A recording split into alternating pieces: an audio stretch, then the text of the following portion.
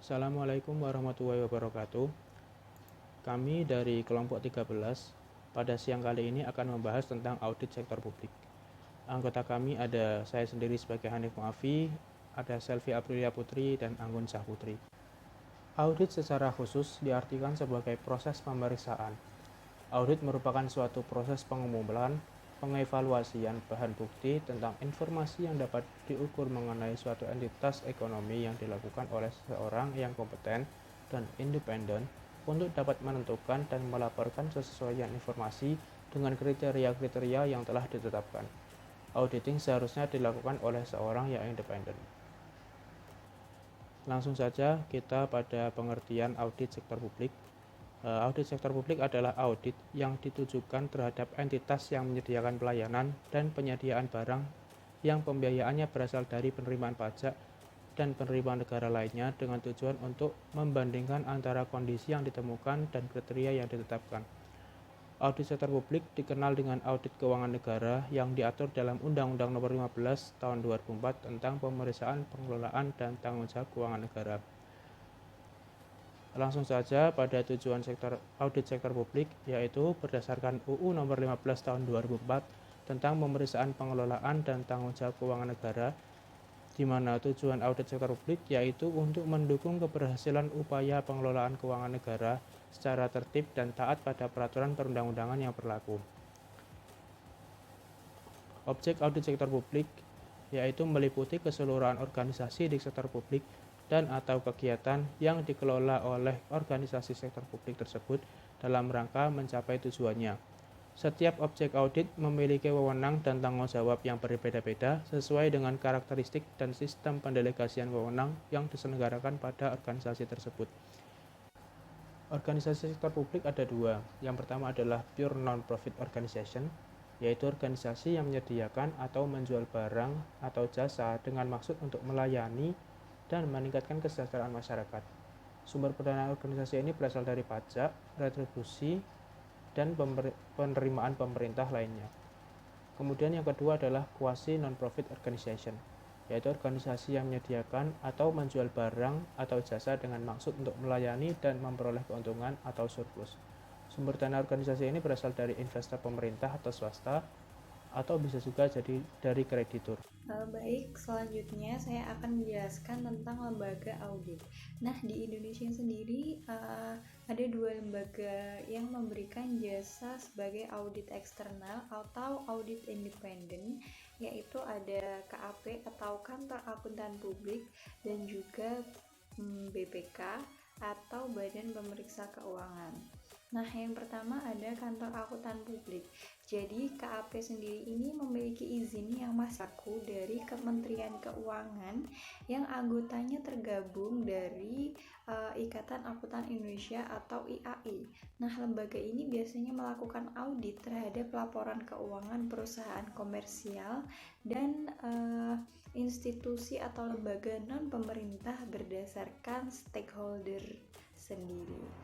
Lalu yang kedua ada Badan Pemeriksa Keuangan atau BPK, merupakan lembaga yang bebas dan mandiri dalam memeriksa pengelolaan dan tanggung jawab keuangan negara sebagaimana dimaksud dalam UUD RI tahun 1945 dan juga UU RI nomor 15 tahun 2006 tentang Badan Pemeriksa Keuangan. Lalu selanjutnya ada jenis-jenis audit sektor publik. Nah, yang pertama ada audit keuangan. Nah, audit keuangan sendiri ini bertujuan untuk memberikan keyakinan yang memadai apakah laporan keuangan yang telah disajikan secara wajar dalam semua hal yang material sesuai dengan prinsip akuntansi yang berlaku di Indonesia sendiri. Nah, yang kedua ada audit kinerja. Audit kinerja ini dilakukan secara objektif dan sistematis terhadap berbagai macam bukti untuk menilai kinerja entitas yang diaudit dalam hal ekonomi, efisiensi, dan efektivitas dengan tujuan untuk memperbaiki kinerja entitas sendiri yang diaudit dan meningkatkan akuntabilitas publik. Nah, yang ketiga ada audit dengan tujuan tertentu. maksud dari audit dengan tujuan tertentu sendiri ini merupakan audit khusus di luar audit keuangan dan audit kinerja yang bertujuan untuk memberikan kesimpulan atas hal yang diaudit. Lalu selanjutnya kita membahas proses audit sektor publik. Oke, yang pertama konsep dasar proses audit sektor publik. Yang pertama, pembuktian. Nah, bukti yang digunakan dalam proses audit merupakan bukti yang valid, yaitu memenuhi syarat formil maupun materialnya. Yang kedua, memeriksa dengan hati-hati. Nah, selama proses audit harus menggunakan kecermatan secara profesional sesuai dengan keahliannya masing-masing. Yang ketiga, penyajian yang wajar. Nah, berkaitan dengan ketepatan akuntansi, pengungkapan yang cukup, dan kewajiban pemeriksaannya. Yang keempat, bebas. Bebas dalam arti mampu bertindak jujur dan objektif atau independence terhadap fakta dan penyajiannya. Yang kelima, ethical conduct. Nah, berbuat atau bertindak sesuai dengan kode etik profesi akuntan. Selanjutnya ada langkah-langkah proses audit akuntan publik. Jadi langkah-langkah proses auditnya itu ada 4. Yang pertama, perencanaan audit. Nah, di dalam perencanaan audit ini ada beberapa hal yang harus diperhatikan. Yang pertama, pemahaman atas sistem akuntansi keuangan sektor publik. Yang kedua, penentuan tujuan dan lingkungan atau ruang lingkupnya audit. Yang ketiga, penilaian risiko. Yang keempat, penyusunan rencana audit. Yang kelima, penyusunan program audit. Nah, yang kedua, pelaksanaan audit. Jadi sebagian besar waktu yang digunakan dalam pekerjaan seorang auditor itu sebenarnya tercurah pada perolehan atau pengumpulan dan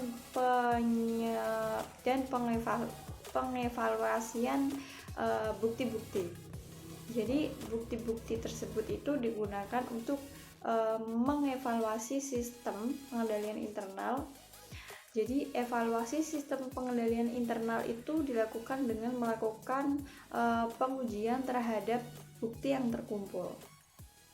Nah, lalu yang ketiga ada pelaporan hasil pelaksanaan audit. Jadi pelaporan audit itu dilakukan berdasarkan hasil analisis terhadap kertas kerja yang sudah dibuat pada proses pelaksanaan audit sendiri. Yang keempat, tindak lanjut hasil audit. Jadi hasil setiap pemeriksaan yang dilakukan oleh Badan Pemeriksa Keuangan tadi atau BPK atau lembaga pemeriksa independen lainnya disusun dan disajikan dalam laporan hasil pemeriksaan atau LHP segera setelah kegiatan pemeriksaan selesai. Nah, pemeriksaan keuangan akan menghasilkan opini, pemeriksaan kinerja akan menghasilkan temuan, kesimpulan, dan rekomendasi, sedangkan pemeriksaan dengan tujuan tertentu akan menghasilkan kesimpulan. Pendekatan audit sektor publik. Pekerjaan audit secara garis besar dapat dilaksanakan dengan menggunakan 3 pendekatan berikut ini. Yang pertama, audit transaksi. Pendekatan ini meliputi pembuktian seluruh transaksi yang terjadi setelah melihat dokumen-dokumen atau bukti-bukti yang ada. Yang kedua, audit neraca. Pendekatan ini meliputi verifikasi seluruh aktiva dan kewajiban yang disajikan dalam neraca. Yang ketiga, audit sistem. Dalam pendekatan ini, auditor melakukan pengujian sistem akuntansi dan sistem pengendalian klien lainnya atau sistem pengendalian internal untuk melihat apakah sistem tersebut dapat digunakan. Kemudian jenis-jenis bukti audit. Yang pertama ada bukti fisik. Bukti fisik banyak dipakai dalam verifikasi saldo berwujud terutama kas dan persediaan. Yang kedua, catatan akuntansi. Catatan akuntansi seperti jurnal dan buku besar merupakan objek yang diperiksa dalam audit laporan keuangan. Yang ketiga, bukti surat pernyataan tertulis. Merupakan surat pernyataan yang ditandatangani oleh seorang individu yang bertanggung jawab dan berpengetahuan terkait rekening dan kondisi tertentu. Yang keempat, bukti lisan. Auditor berkesempatan untuk mengajukan pertanyaan untuk mendapatkan bukti lisan. Pertanyaan tersebut seputar kebijakan akuntansi, catatan, dokumen, dan lain-lain. Kecurangan dalam pelaporan keuangan, manipulasi atau pemalsuan dalam catatan akuntansi atau dokumen pada sumber data laporan keuangan, representasi tidak tepat, penghilangan dari laporan keuangan baik peristiwa, transaksi, atau informasi yang signifikan. Yang terakhir, kesalahan yang disengaja. Kesalahan yang disengaja penerapan prinsip akuntansi yang berkaitan dengan jumlah, klasifikasi, penyajian, dan pengungkapan. Pengujian audit. Yang pertama ada pengujian pengendalian. Pengujian pengendalian intern yang diterapkan oleh manajemen. Kemudian ada pengujian substansif, yaitu pengujian terhadap kebenaran substansi permasalahan yang dijumpai dalam audit awal. Yang ketiga, pengujian dengan tujuan ganda, yaitu pengujian yang dimaksudkan untuk menilai pengendalian intern dan transaksi informasi. Yang keempat, pengujian perhitungan, yaitu pengujian dalam rangka menguji kebenaran angka pada dokumen maupun laporan. Yang kelima, review analisis, yaitu teknik pemeriksaan dengan melakukan berbagai teknis analisis. Standar pelaporan audit sektor publik. Yang pertama, laporan audit harus menyatakan apakah laporan keuangan yang disajikan dengan prinsip akuntansi yang berlaku umum di Indonesia. Yang kedua, laporan auditor harus menunjukkan atau jika ada ketidakkonsistenan penerapan prinsip akuntansi dalam penyusunan laporan keuangan periode berjalan dengan periode sebelumnya. Yang ketiga, pengungkapan informatif dalam laporan keuangan harus dipandang memadai kecuali dinyatakan lain dalam laporan audit. Dan yang terakhir, laporan auditor harus memuat suatu pernyataan pendapat mengenai laporan keuangan secara keseluruhan atau suatu asersi bahwa pernyataan demikian tidak dapat diberikan. Opini auditor dalam audit laporan keuangan. Yang pertama ada wajar tanpa pengecualian, wajar tanpa pengecualian dengan paragraf penjelas, wajar dengan pengecualian, tidak wajar, dan pernyataan tidak memberikan pendapat. Sekian presentasi dari kelompok kami. Apabila kami ada salah kata, kami mohon maaf. Wassalamualaikum warahmatullahi wabarakatuh.